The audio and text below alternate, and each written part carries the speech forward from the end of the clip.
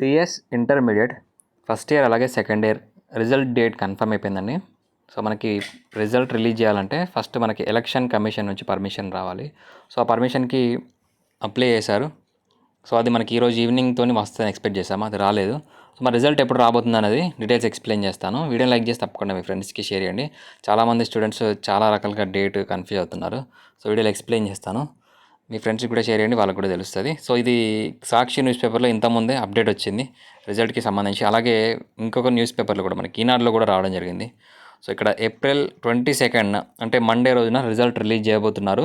So EC అనుమతి రాగానే మనకి డేట్ డిక్లేర్ చేస్తామని చెప్పడం జరిగింది. సో మండే ఏమైనా టెక్నికల్ ఇష్యూస్ వస్తే మనకి ట్యూస్డే మంగళవారం రిజల్ట్ రిలీజ్ చేయొచ్చు. సో ఇంకొక వెబ్సైట్ కూడా చూపిస్తాను మీకు. ఇది ఈనాడు న్యూస్ పేపర్లో వచ్చిన ఆర్టికల్ ఇది. సో ఇక్కడ చూడొచ్చు మీరు.